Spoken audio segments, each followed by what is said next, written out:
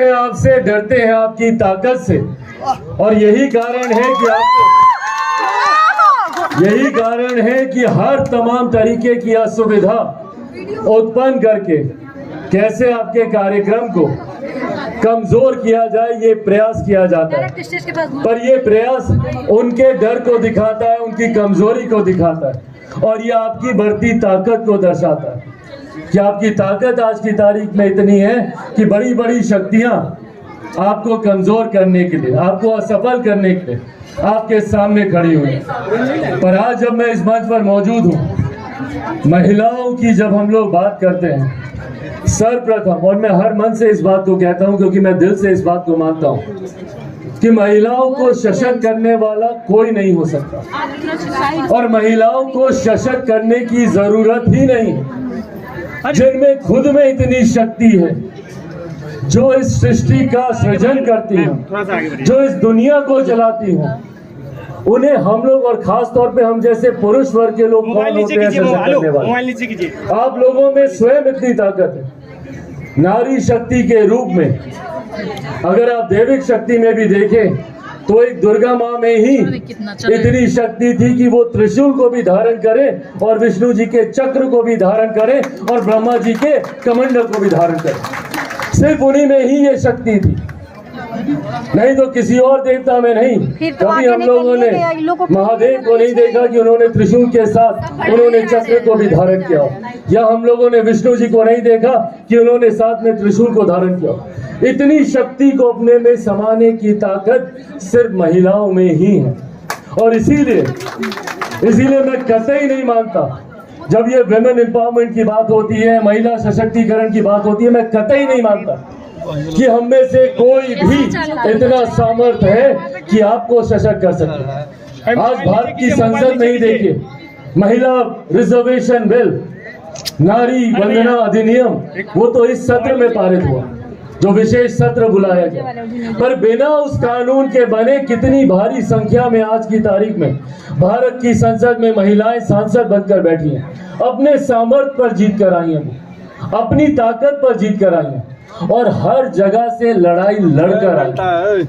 पुरुषों को तो बाहर ही लड़ाई लड़नी होती है, महिलाओं को घर में भी लड़ाई लड़नी होती है। मैं एक ऐसे परिवार से आता हूँ जहाँ पे मेरी बहनें हैं, मेरी माँ है, प्रकाश उसको बोलो तो वही तो बोल। और मैं इस बात को बिना किसी संशय के कह सकता हूँ मोबाइल नीचे करवाइए कि अगर मेरे नेता, मेरे पिता आदरणीय रामविलास पासवान जी इतने आगे बढ़े और देश के इतने बड़े नेताओं में अगर उनको माना जाता है, उनके कार्यों को आज तक, उनके जाने के 3 साल के बाद भी आज तक उनके कार्यों को याद किया जाता है, तो उसके पीछे कारण सिर्फ और सिर्फ मेरी माँ रही है।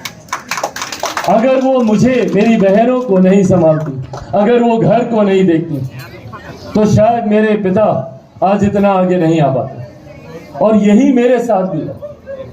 अगर वो घर पे नहीं होती, अगर मुझे इस बात की चिंता से मैं मुक्त नहीं होता कि घर को कोई देख रहा है, घर को कोई संभाल रहा है, और मुझे खुशी है कि आज जहां महिलाएं हर एक क्षेत्र में अपना परचम लहरा रही, तो वहीं कहीं ना कहीं अब एक होम मेकर की भूमिका को भी वो पहचान दी जा रही है।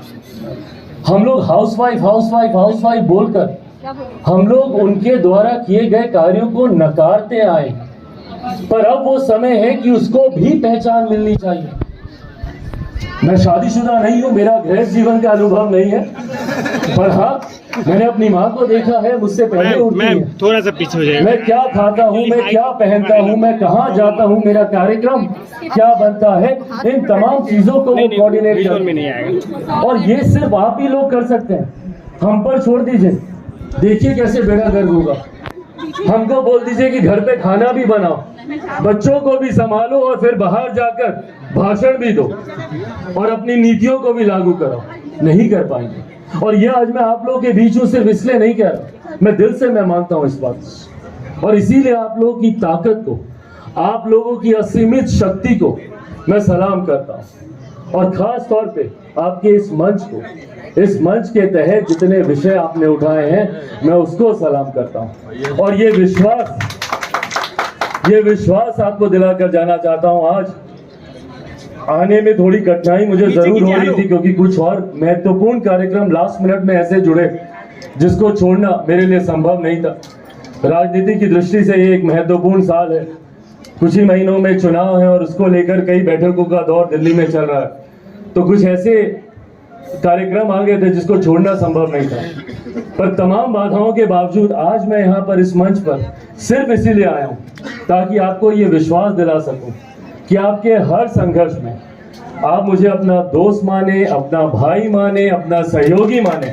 आपके हर संघर्ष में मैं, मेरी पार्टी लोक जनशक्ति पार्टी रामविलास मजबूती से आप लोगों के साथ खड़ी है। ये विश्वास आप लोगों को दिलाकर जाना चाहता हूँ और आप लोगों का दिल से धन्यवाद करता हूँ कि आप लोगों ने मुझे ये मौका दिया कि मैं यहाँ पर आ सकूं, आप सबसे मुलाकात कर सकूं। मैं राष्ट्रीय अध्यक्ष जी का विभिन्न प्रदेशों से आए हुए तमाम प्रदेश की अध्यक्षों का, अलग अलग जिलों से, अभी कई जिलों के भी अध्यक्षों से मेरा परिचय हुआ, लखीसराय के, हाजीपुर से, कई जिलों के, यूपी से, झारखंड से, लखनऊ, बनारस, गाजीपुर, तेलंगाना से भी, बताइए, जम्मू कश्मीर से, तो देश के शहर बनने, अरे वाह क्या बात है, फिर तो हमारे गांव से आप हाजीपुर से, सर बिहार के वैशाली से, मधुबनी, कल हम मधुबनी जा रहे हैं, कल वहीं पे हमारा कार्यक्रम है। सर तो यहाँ पे, यहाँ पर, हाँ बिहार के लिए यहाँ पर सर महिला विकास मंच एक संगम है। बिल्कुल संगम है ये, और ये ऐसा खूबसूरत संगम है जहाँ पे देश भर की शक्तियाँ एक साथ हुई हैं। और सोचिए जब ये तमाम शक्तियाँ एक साथ होंगी, मैं बिहारी हूँ, अपने प्रदेश के लिए चिंतित रहता हूँ। बिहार फर्स्ट, बिहारी फर्स्ट के विजन के साथ आगे बढ़ने का मैं प्रयास कर रहा हूँ। और ये बिहार फर्स्ट, बिहारी फर्स्ट एक ऐसी सोच है जो जात पात धर्म मजहब से उठकर एक विकसित बिहार के निर्माण की कल्पना करती है। मेरी तमाम बहनें जो दूसरे प्रदेशों से आई हैं, मैं भी जब दूसरे राज्यों में जाता हूं तो कई बार मुझे इस बात का दुख